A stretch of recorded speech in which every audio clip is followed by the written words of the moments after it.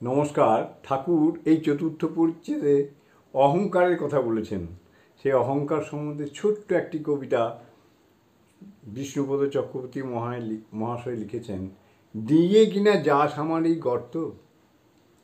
একটা ব্যাঙের ছিল একটা টাকা, সেই টাকা সে রেখেছে তার গর্তে।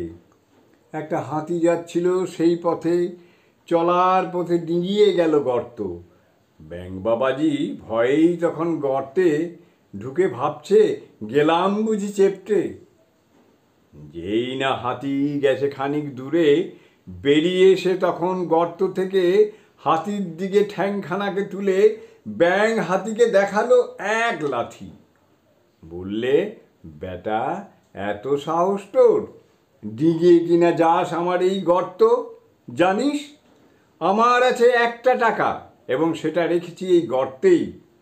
হাতির কানে গেল না সে কথা, পেছন ফিরে দেখলে না সে মোটেই।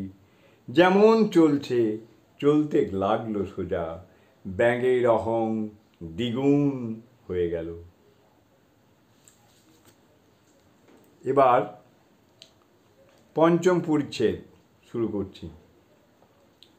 কেশবের বাটির সম্মুখে পশ্যতি তব পন্থনম। কেশব প্রসন্ন, অমৃত, উপানাথ, উমেশের মা, রাখাল, মাস্টার। কার্তিক কৃষ্ণা চতুর্দশী, 28শে নভেম্বর 1883 খ্রিস্টাব্দ, বুধবার। আজ একটি ভক্ত কমলকুটিরের ফটকের পূর্বধারের ফুটপাতে পায়চারি করিতেছেন। কাহার জন্য ব্যাকুল হইয়া যেন অপেক্ষা করিতেছেন। কমলকুটিরের উত্তরে মঙ্গলবাড়ি, ব্রাহ্মভক্তেরা অনেকে বাস করেন। কমলকুটিরে কেশব থাকেন, তাহার প্রিয়া বাড়ি আছে। অনেকে বলিতেছেন, এবার বোধ হয় বাঁচিবার সম্ভাবনা নাই। শ্রীরাম ও কৃষ্ণ কেশবকে বড় ভালোবাসেন। আজ তাহাকে দেখিতে আসিবেন। তিনি দক্ষিণেশ্বর কালীবাড়ি হইতে আসিতেছেন। তাই ভক্তটি চাহিয়াছেন কখন আসেন। কমলকুটির সার্কুলার রোডের পশ্চিম ধারে সেই রাস্তাতেই ভক্তটি বেড়াইতেছিলেন। বেলা 2টা হইতে তিনি অপেক্ষা করিতেছেন। কত লোকজন যাইতেছে তিনি দেখিতেছেন।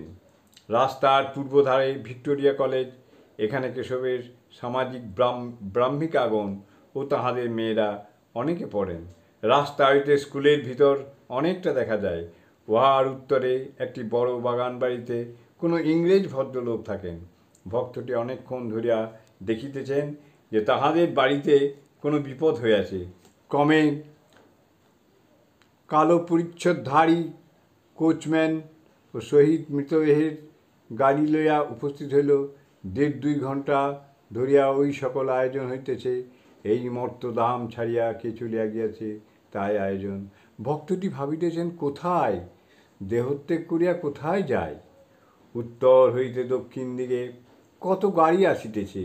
ভক্তটি একবার লক্ষ্য করিয়া দেখিতেছেন তিনি আসিতেছেন কি না। বেলা প্রায় 5টা বাজিল। ঠাকুরের গাড়ি আসে উপস্থিত, সঙ্গে লাটু ও আর 2-1টি ভক্ত, আর মাস্টারও রাখাল আসিয়াছেন। কেশবের বাড়ির লোকেরা আসিয়া ঠাকুরকে সঙ্গে করিয়া উপরে লইয়া গেলেন। বৈঠকখানার দক্ষিণ দিকে বারান্দায় একখানি তক্তপোষ পাতা ছিল, তাহার উপর ঠাকুরকে বসানো হইল। জয় ঠাকুর।